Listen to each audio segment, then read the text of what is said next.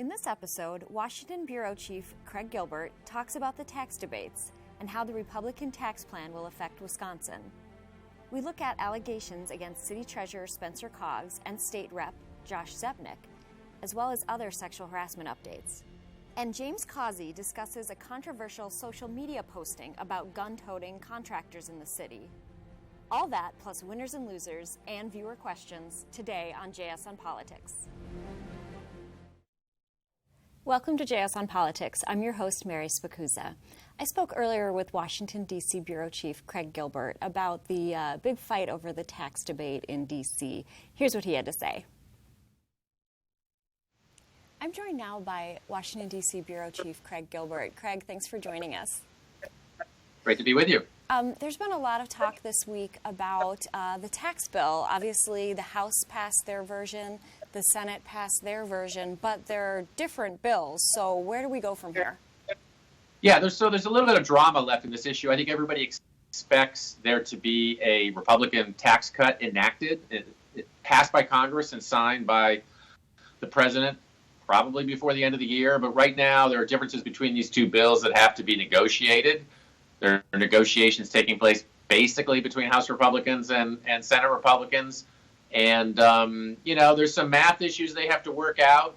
They're trying to there's a small minority of taxpayers in this bill that would actually pay more. It's under 10% in the short run. And so Republicans are trying to reduce that number. And in order to reduce that number, they have to basically probably reduce the impact slightly of the corporate tax cut. Those are some of the trade-offs that are being considered right now. What does this mean for some of our high-profile Wisconsin lawmakers, obviously House Speaker Paul Ryan, but also U.S. Senator from Wisconsin, Ron Johnson? Yeah, Ron Johnson kind of played a big role at the end of this debate. He had a very particular concern that had to do with a class of businesses where the owners collect pay their taxes as income as opposed to sort of corporate taxes. And cutting taxes for corporations, his concern created an unequal playing field with these other businesses who weren't getting the same kind of tax benefits. That was one of the things that's making this bill more expensive. That issue still has to be worked out. None of the Wisconsin lawmakers are on the conference, except for obviously Paul Ryan, the House Speaker, the negotiating team, but he's been promised sort of a voice on this one particular issue. So we'll see how that plays out. For Paul Ryan, it's obviously going to be the signature legislative achievement of the first year of the Trump presidency. And we'll have to see how that plays out politically for him. I had seen reports that some taxpayers who would be paying more were those who were making, less than $70,000 a year. How would this affect Wisconsin voters? Well, one estimate is that in Wisconsin, about 6% of the taxpayers would be paying more in the short run. Now, in the long run, that number could grow because a lot of the tax cuts in one version of this legislation are temporary. They have to lapse after 10 years just to make the math in the bill work out so it doesn't add to the deficit after 10 years. The politics are really interesting. I mean, one thing I'll say about in traveling around the state, my sense is that I'll be doing more of this next week. A lot of people don't know what's in the tax bill. I mean, tax cuts and taxes have not been a front burner issue the way healthcare has been. So it makes the politics a little unpredictable. I mean, it may be that it may reduce the political benefit Republicans get immediately out of this tax cut because it's not necessarily as salient an issue as some others, but it may also make it harder for Democrats to mobilize against the tax cut. These things, it's going to be one sort of very unpredictable X factor in the next midterm election cycle here in Wisconsin and also in other states. Okay, well, Craig Gilbert, thank you so much, and we'll look forward to seeing you back in Wisconsin soon. All right. Thanks. I'm joined now by Jason Stein in Madison and columnist Daniel Weiss here in the Milwaukee office. Thanks, guys. So we've got a bunch of actually breaking news and some sexual harassment revelations that we've been covering. Jason, I'm going to go to you first. In recent days, you've covered City Treasurer Spencer Coggs. You've covered Josh Zepnick. What is the latest on those?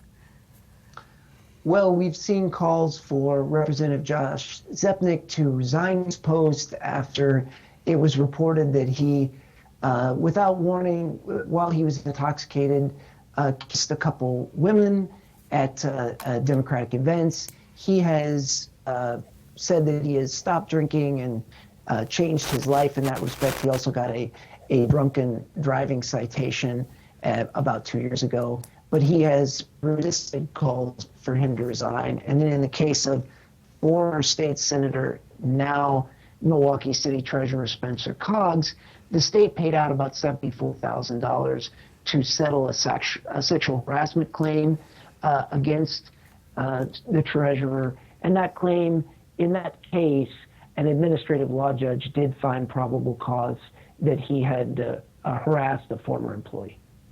Okay. So we see two different responses here. We get Spencer Coggs, who's denying he did anything wrong, and saying that this isn't a problem, has no plans to resign. He was a state senator at the time.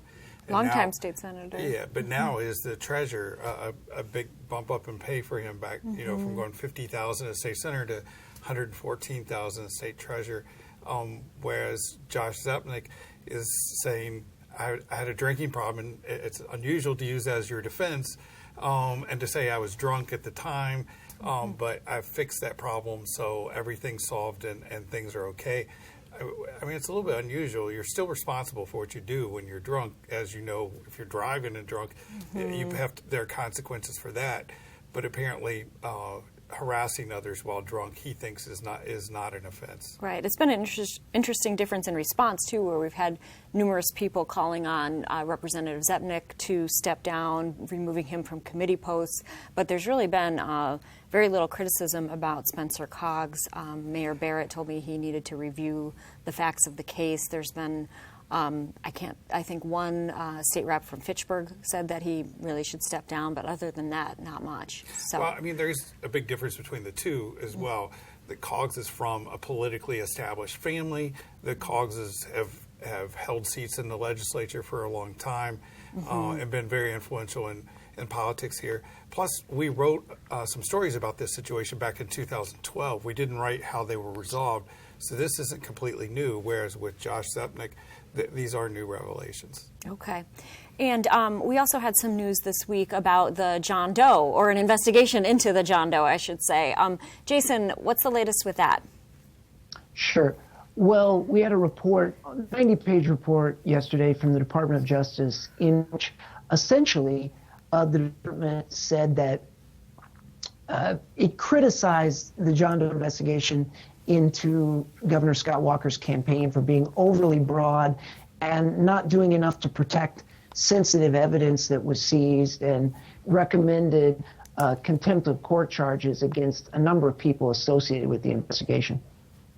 Okay. The investigation ends up targeting a now defunct agency, the Government Accountability Board, which had been collecting a lot of the information. The John Doe's investigations were started by the Milwaukee County District Attorney's Office, but the Government Accountability Board, which used to oversee ethics and elections, right? It's been disbanded, split in half. They gathered a lot of information, and obviously some of that information got leaked to the Guardian, and there was other information that was leaked to the Wall Street Journal, but the Department of Justice didn't look at that half. They only looked at the revelations, which were critical of Scott Walker, that appeared in the Guardian. Right, not the Wall Street Journal leaks, which were positive towards Republicans and conservatives. So, but there are some revelations. One, we find out a list of 35 people whose emails and other personal information had been gathered as a result of the John Doe investigation. Brad Schimmel, the Attorney General, refers to a third John Doe that went on. It wasn't a formal John Doe, but a third issue he was interested in. But in the end, as I said, it targets a defunct agency, and most of the criticisms directed at a former attorney there, Shane Falk, who no longer works in the government. So just like John Doe 2, this one ends up with no criminal convictions or charges against anybody. And really, it doesn't sound like it's clear who the leaker was. I mean, you know that Brad Schimmel thinks it was someone at the Government Accountability Board. And in fact, it goes to the point to say no one from we know it didn't come from the Wisconsin Supreme Court or the courts, and we know it didn't come from the Milwaukee County District Attorney's Office. and it had to have come from somebody with or associated with the Government Accountability Board, and most likely Shane Fog. Okay. We also have some new breaking news today. It's hard to keep up, but we have a new woman in the governor's race. We do. Former state rep. Well, it's hard to keep up with this. I was just looking at how many people have filed an interest or intent of running in the governor's race, and we have 16 people. About 8 of them, I guess you would call major or quasi-major candidates, but Representative Kelly Helen Royce, you covered her. Representative Royce, right? When she was a state legislator. This morning, she posted on a private Facebook page that she was hiring because she had decided to run for governor. Sort of an odd way to announce that you're running. And in fact, it's not a formal announcement, but because this was like a private Facebook group that It was supposed to be women only who were people interested in doing campaign work. But of course, that sort of stuff gets out, and so she's in, and she'll be an interest. The Republicans are already attacking her, but she'll be an interesting candidate. She's young, under 40. Yep. She's got business experience, and she has a record. She was in the legislature for 4 years, so sort of a different personnel, a different profile than any of the other candidates in the race right now, I think. Right, and Jason and I covered her in the legislature when she was a state rep, obviously a outspoken critic of Governor Scott Walker, especially with his Act 10 union plans. She was on the floor trying to block that bill from passing. She then left the legislature after losing to Mark Pocan. Right, she for ran the for US. Congress. She right. gave up her seat in 2012 to run for Congress and ends up losing to Mark Pocan. And then has gone on to do Open Homes, a business startup, kind of a tech realty company. So, Jason, any thoughts on Representative Royce and what she will add to the race? Well, the field is starting to get set now. I mean, it's still a possibility that Madison Mayor Paul Soglin will jump into the race, but it's starting to get set, and it is a really big field. So, I think what we can say right now is this primary is going to be really unlike any statewide primary we've seen in a generation for a major office in Wisconsin. And, really it may be possible for one candidate to win with a sliver of the electorate that is much smaller than it would typically take to win a statewide primary like this, just because it's so fragmented, the field. So we have, as I said, like 8 major or quasi-major candidates. It would be amazing if all 8 make it to the primary next year. I mean, that's what's going to happen between now and then. You're going to have some infighting, I assume some debates, and it'll be interesting to see, how these candidates stand up over the next 10 months or so. But yeah, you've got candidates from Milwaukee, you've got candidates from Madison now, you've got out-state candidates, right. You've got female candidates, male candidates, you've got people with government experience, you've got people with private sector experience. It's held it with quite, both. Yeah, it's quite a field. The only race that I can remember there was anything like this was the 2004 Milwaukee mayoral race, which had 10 or 11 candidates. Eventually, I think 9 made it there, and Tom Barrett, Marvin Pratt, and David Clark were the 3 main candidates for there.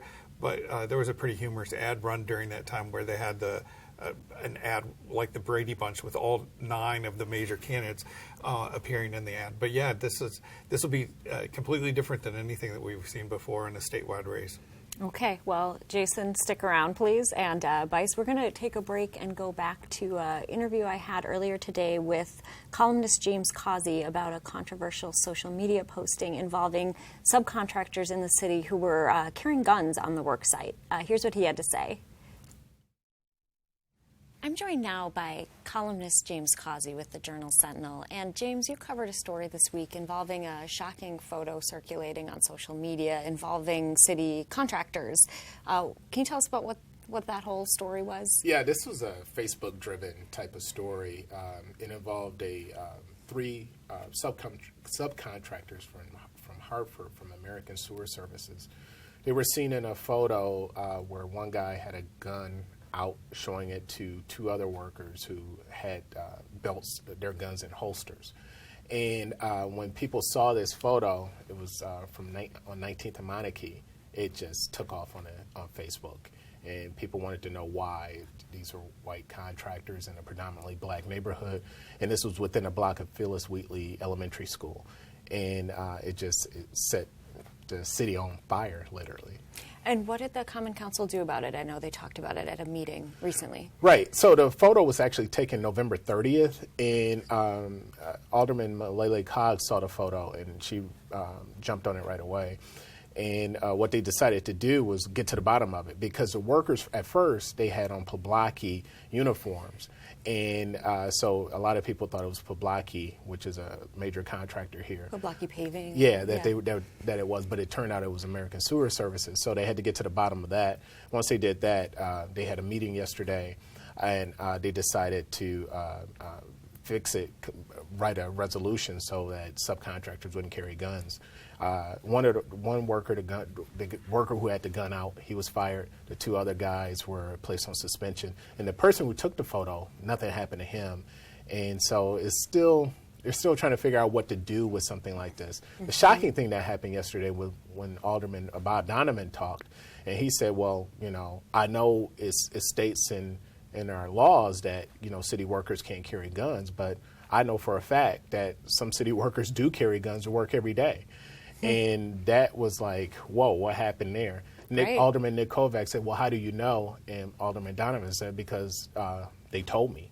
So it's a lot of stuff going on here. But bottom line, guns should not be carried by city workers.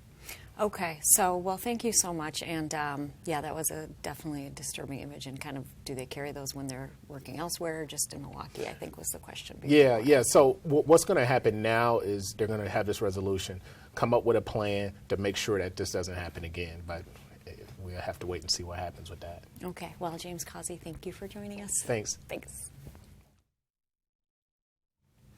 We're back for everybody's favorite winners and losers. Jason, we're going to go to you first. Who's your winner? Well, my winner is out of the Senate tax bill that passed last week, corporate shareholders. So if you make income from owning companies, this is going to be a good bill for you. Republicans are going to also claim that by spurring the economy, it's going to be good for other people.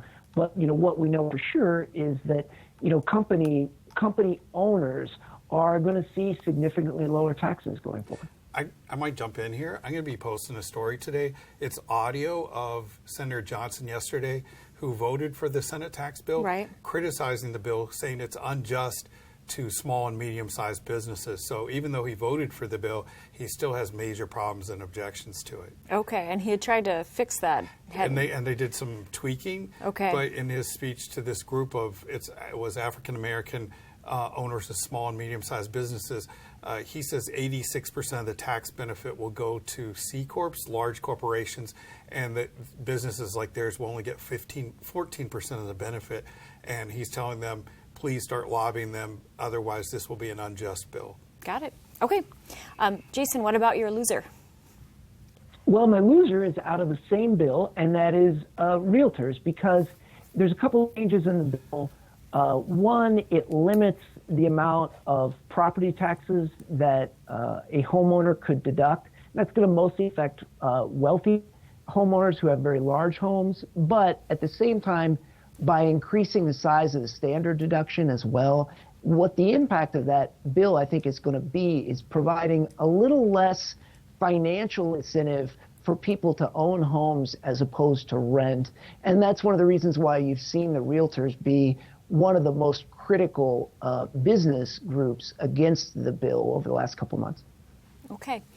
All right. What about your loser? My loser is Paul Nealon, who's a Republican running against Paul Ryan. Clearly running from the right, we could say. Yeah, yes. He is, and he ran last time and lost, and no one expects him to win this time, but he had a pretty extreme tweet this morning, since we're all now covering Twitter full-time. There's a New York Post columnist, John Poderitz, who had he'd done his own tweet saying someone he disagreed with should probably go eat something because their brain wasn't functioning very well. Paul Nealon responded by saying, maybe you need to go eat a bullet. Wow. He's now since followed up to say he actually met a Boston bullet, which is a snack food. But Obviously, I think most people would not advise you to send the first note. Right. Yeah. So, yeah. And Nealon tries to be out there, but this is, most people, that's just not something you say. No. Not if you want to run for public office, and generally just not at all. Right. Right. So, right. and my winner. Yeah, who's your winner? And my winner is Tammy Baldwin. The Washington is very focused on Al Franken and his decision to resign. For a while, it looked like he was going to stay on. Right. But as the number of accusers started to increase, Senator Tammy Baldwin, who's a good friend of Al Franken's, went out there yesterday and called on him to resign, which is a tough thing to do with a friend. But, you score political points because it was the right thing to do. I think everybody pretty much agrees at this point that it would be very hard for him to continue in office with all of these allegations against him. Okay. All right, we've got a bunch of viewer questions. We're not going to be able to get to all of them, but we'll see what we can do. All right, one comes from the John Doe, and why don't you take this one? John Casper asks, who was the Milwaukee Journal Sentinel reporter that the John Doe defendants sent 31 emails about? We don't know. It doesn't. We're going to guess? Well, for some reason... Jason, can you guess it was Weiss? Yes. I think it's a good chance that you are seated at the table. It's one of us. Jason, here. But we don't know. Jason and Patrick and I have written a lot about John Doe 2, but I wrote a lot about John Doe 1, and for some reason became very associated with it. And I've been told by someone very close to John Doe that some emails involving me got caught up in the discussion, and they were telling me to be careful with what I was saying on emails. So that happened in 2014. So obviously something was stirring then, and so I'll agree with you too. Probably it was about me. Okay. Jason, why don't you take this one from Laura, which says, it begins, where is the court of law when it comes to politicians being accused of something? Essentially, I'm guessing this is a question about probably due process, but do you want to talk about that, about politicians being accused of things like sexual harassment and sexual assault, Stein? Absolutely. So, I think this is coming up with, local politicians all the way up to figures like Alabama Senate candidate Roy Moore and Minnesota U.S. Senator Al Franken, that you have allegations of sexual misconduct being made about these folks. And you see an argument in the public domain about, are these allegations proven? You hear some people talk about it being important for them to have due process. It's noting that none of these political figures so far have been taken into court. It's very important that we in the media get our reporting on these allegations accurate, but the court that political figures are in is not a legal court, it's the court of public opinion. And there's a different standard for whether or not you want to elect someone to the most exclusive club in the world or keep them in the most exclusive club in the world, like the U.S. Senate, and the standard that you would use to send someone to prison. And sometimes you do see a confusion, I think, on the part of the public, or maybe a willful attempt on the part of politicians to confuse the public about what those standards ought to be. I think there's also a difference as to who the accuser is. If it's an employee making an allegation against an employer, such as we had with Spencer Coggs, you can file with the state, the Equal Rights Division, and say that you've been discriminated against or harassed, or you can file with the federal EEOC, you have a couple of those. But if it's something that rises to the level of a rape, then you could have criminal prosecutions as you are having, or investigations as you're having with the Weinstein case. But with some of these, where with Al Franken, it was someone standing next to him for a picture. You're not an employee. That obviously isn't a rape or a sexual assault. That becomes something that is just going to be debated publicly. But then once a number, I think when, accuser after accuser comes forward, it really starts to raise questions about, if it was just one person versus now how many have come out against Al Franken. Or how specific they are with John Conyers. There were several people there, but just how specific and graphic some of those things were made it impossible for him to continue in office. Right, and there is a different standard between being convicted in a court of law and losing the trust of voters. You know what else affects this is how the accused person responds. If someone like Donald Trump, who just denies, and says there's no truth to this, the consequences have been different from him, as opposed to someone like Al Franken, who's not, he said maybe some of the specifics are not exactly right, but he's not really disputed these things. And, the response publicly has been very different, and we saw that here locally with Spencer Coggs saying that nothing inappropriate happened between him and his former employee, and Josh Zepnick, who's not denying it, but just saying that he was incapacitated, so it shouldn't count against him. It's interesting but it's worth. Sorry, go ahead, Jason. Noting. I was just going to say it was worth noting in the case of Senator Coggs, then Senator Coggs, that there was an administrative law judge that did a very extensive examination of the allegations and came to a conclusion that there was probable cause to believe that his employee had been sexually harassed and discriminated against. Which is what happens if you file with the Employment Rights Division or the EEOC. Right. Those things, someone will go through and review that. And there was even someone thinking about running for governor who had a case who went through the ERD and just because of the possibility of some coverage of that, decided not to run for office. So sure, you do not want to have Mayor John Norquist had a case with Marilyn Figueroa, former staffer. She filed with the ERD, also the EEOC. ERD found probable cause, and the city decided to cut its losses and to pay her almost $400,000. So there is some decision as to whether it's credible or not in those cases. And we'll have to see with President Trump's denials, because now he's heading into court with a sexual harassment case dating back from his time at someone he had worked with during The Apprentice and essentially been her boss. And then there's also, I don't know if you had seen the Billy Bush editorial of Trump had gone as far as questioning and denying whether it was his voice on the Access Hollywood tape, and Billy Bush made it pretty clear that that was indeed his voice saying those things. So that is all we have time for today, but thank you so much for joining us, and we will be back next week for JS on Politics.